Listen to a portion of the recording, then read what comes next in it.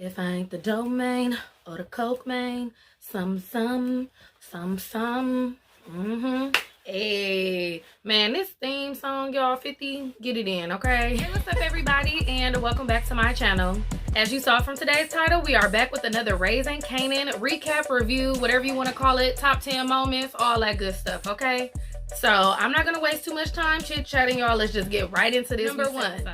Davina having that fight at the beginning of the episode, y'all. Like, I could already tell that it was her fighting, and I could already kind of sense that it was gonna low-key be over buck 20. She was low-key giving that girl them sticks, though. Was she not?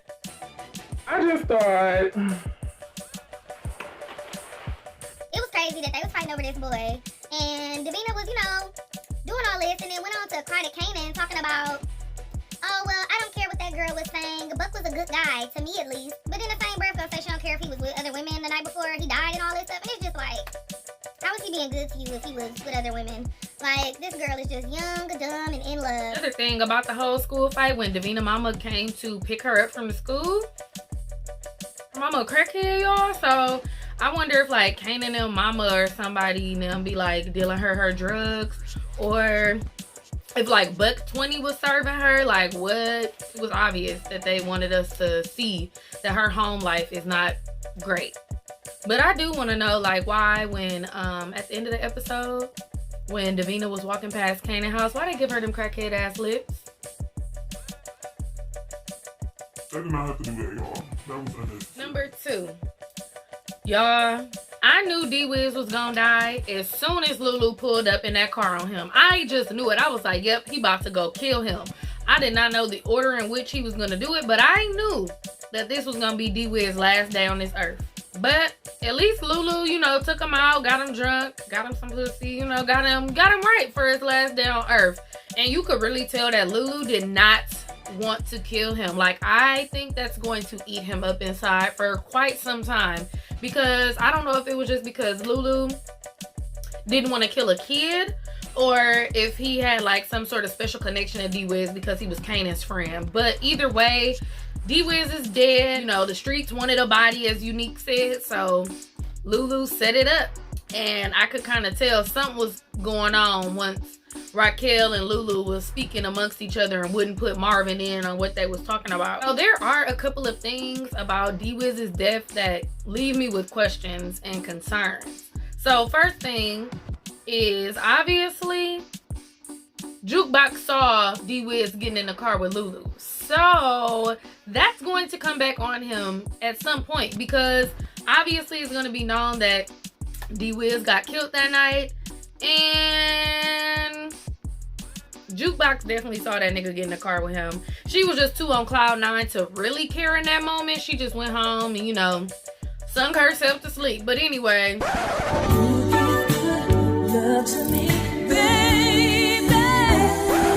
that's definitely gonna come back on him. I feel like she's gonna tell Kanan or something, and Kanan gonna start putting some clues together. And I feel like at some point, Kanan is going to turn on his mama, because he going to feel like she working against him. Like I said in my last top 10, y'all, I don't know if Kanan going to end up killing his mama, because he just might. He already killed his son. Like, why would he not kill his mama? And the way they setting things up, we know Kanan ruthless. So we know that this is going to show him developing into that ruthless person that we know him as. So I definitely feel like he's going to kill his uncle or his mama or somebody very close to him before the season is over. Mark my words. So I know that Power posted a little, we're starting season 2 little picture on their Instagram, but y'all know Power petty, and they'll mess around and do that just to try to make it seem like Raquel's still alive, and they'll be filming flashbacks. So I don't trust it. We'll have to wait and see. So the other concern that I have about Dwiz's death is, on this last episode, they kept reiterating the fact that Dwiz's brother just got out of jail. So who is Dwiz's brother? How is he gonna retaliate? They stole this nigga guns out his house to shoot buck 20, all type of stuff. So how is he gonna play a part in this? Because he's clearly gonna come back. He's not gone. His brother is gonna want revenge too. So his brother might start some shit with Unique and all them. So y'all, we gonna have to wait and see. I definitely thought it was super smart for Raquel to leave Kanan in that house and not let his ass back on the streets until they got a body for $120, because they was at his head and he was gonna get offed, okay? And her nerves was too bad. It was just the best thing for him. Kanan really thought he was about to get some work though, y'all. He really thought he was about to get put out on the street, thought he was about to be nickel and diamond out there. Like, boy, you just got a body. Why you think your mama gonna put you out on the street to serve people? Why you think you about to be a big dog in the game? Why? Why?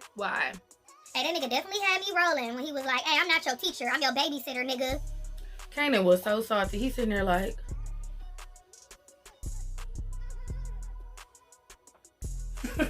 Got it. Number 4. So while her family is out all in the drug game, Jukebox is selling stolen clothes. She's out on the corner boosting. I'm assuming they stolen clothes because where'd she get the money from the bomb? So yeah, Jukebox is a booster. Apparently she boosts clothes so she can get money for studio time. Also saw her hanging out with her new bae, Nicole. The white girl. Her and Nicole finally shared their first kiss after a small misunderstanding. Well, I guess it was a small misunderstanding. Nicole's ignorance, though. White people for you. I will say this, though. Jukebox and her daddy definitely got something in common. And that's that they both love them some white people, y'all. Brings me to number 5. I definitely see why Raquel and Lulu leave Marvin out of all the important plans and like schemes, because he is just too impulsive, y'all. What is with him and this white girl? Tony, first of all, she's a dope head. Like, she was snoring all them lines, putting it all in her teeth, like dope head, little crackhead ass bitch, okay? And he is doing all of this for her. Like, this nigga done got arrested, fighting and stuff at the end of the episode. Which, I do feel like it's gonna come back on him because they're gonna book him. They're gonna be asking questions. There's gonna be stuff going on with Dwiz murder. That fight is gonna come back to haunt him. I just really hope that Marvin is trying to mess with Tony so he can secure this club for some sort of drug trafficking or some sort of business purpose. I really hope that he is not trying to mess with this little crackhead asshole. Come on now. He just doing too much and he ruining stuff. He up there throwing parties. It's like, nigga, this is supposed to be your alibi. You know what I'm saying? You're supposed to be there being accounted for the entire night. Because Dwiz is just messing up shit. Lulu funny though for not helping him. He knew he had to go kill Dwiz and he couldn't get involved. So he was like, oh, he can handle himself. Which he did for the most part. So, I mean, whatever. At least Marvin got them hands, as crazy as he be talking. Speaking of which, we ain't robbed about Symphony talking crazy. Symphony was not. Which brings me to number 6. Raquel and Symphony got it in, y'all. That was Raquel's alibi while Dwiz was getting blasted to the moon. She came over there, had her lingerie on. He like, oh, I want to take things slow. She said, fuck that noise, nigga. On some straight NY shit. Like, that was some hard ass. Fuck that noise, nigga. I feel like she'd be moaning like, damn, son, that's the spot, B. Dead ass.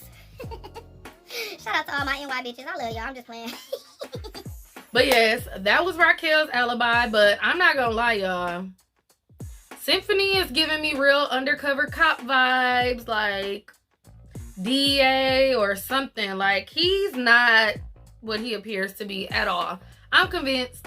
I don't think he's the ops. But I do think he might possibly be an undercover fine ass the ops. Because he was not scared of Marvin. And if he just like a regular nigga bartending, like, I mean, I wouldn't be scared of Marvin, like, off the bat either. Because, come on now. But, y'all, he was too calm. He was too confident in the fact that he was going to beat Marvin ass. So, I'm just convinced that this nigga is the police. Whew, and while we on the case of the police, y'all, number 7. Detective Howard is clearly a dirty cop. And Unique is his dry snitch. Ooh, child. So, yes, we got to meet Detective Howard's partner, Detective Burke. She is a young police officer new to the force. Her father and uncles, I believe, brothers, family members are in the FBI, and she is now too. She is clearly a good cop and wants to do things by the book, standard procedure, you know, basic protocol. And that's when we actually got to see Detective Howard's true colors. Because, y'all, he pulled up on Unique at the Taylor, which is Unique's front business. and just walked up in there like he owned the place. Nobody said anything. Nobody looking at him like he crazy until he got to the back, and then Unique Shooters, you know, hopped up and he looking at them like, do you niggas know who the fuck I am? at this point, we get to see that Detective Howard and Unique have a relationship with each other. And Detective Howard doesn't want any more bodies on the street. This is after Buck 20's death. This is before Lulu killed Dwiz. He don't want no more bodies dropping on the street. And as long as he ensured that, he would make sure that Unique is on top. He also said that Raquel was the worst thing that ever happened to the neighborhood, they territory over there as far as drug dealing go. And I still want to know why he got such a vendetta against her. Because this nigga is really hard pressed about her. Like, he really don't like her, and I need to know why. I feel like it might have something to do with number 8. Defcon is Kanan's dad, but who is Defcon, y'all? I need to know where Kanan's daddy is, who he really is. Is he dead? Is he in jail? Is he in hiding in Cuba? Where is this nigga? Where in the world is Defcon? Cause nigga, where are you? Who are you? We got to hear a little bit more about him. Raquel was telling Kanan about how his dad started her out in the business and how he was really intelligent and smart and he had really good leadership skills. So I really want us Number to know 9. this. Y'all, I'm sorry, but Raquel's outfit in the beginning of the episode when she ran into Dwiz when she was out with Lulu, y'all know what I'm talking about. The all black with the cropped bubble coat, y'all. I'm sorry, but that was worth a number on its own. Like, she killed that look. Patina Miller is killing these looks, y'all. Killing them, okay? I am a fan. She was literally made for this role. But that look, I need one of them coats. Because that, y'all, for the winter, I need it. Why are we talking about looks? Why is Joey Badass, like, looking fine as hell on here, y'all? Like, okay, Joey. And number 10. Let's just get into this preview a little bit. So we seen some bricks of coke and we heard Raquel talking about how she want to get into some bigger and better moves, whatever that may be. And it also seems like Jukebox and Raquel have a pretty close relationship. And Raquel was basically asking Jukebox, like, what's going on with you? Why you acting, you know, funny or whatever? And it seems like Jukebox told Raquel a secret because she told her, don't tell her dad. But it could be one of two things. Either that she saw Uncle Lulu picking up Dwiz, or that she's in a relationship with a white girl. I don't know yet, but it does seem like her and Raquel are pretty close. Obviously, Jukebox's mom isn't around, so that's probably her mother figure. Obviously, we know in the next episode, everybody is going to be talking about Dwiz getting killed, and we also saw Davina ask Kanan if he knew that Dwiz killed Buck 20, so clearly that's going to cause some strain between them. I don't know how Kanan is going to react to that. I don't know. I don't know if Kanan going to try to act like he took the body or I don't know. And we also see Detective really like snapping, trying to, you know, I don't know if he trying to convince his partner, himself. I don't know who he trying to convince, but he like, yeah. Every criminal and every cop in this motherfucker know who I am. I'm the motherfucking HNIC in this bitch.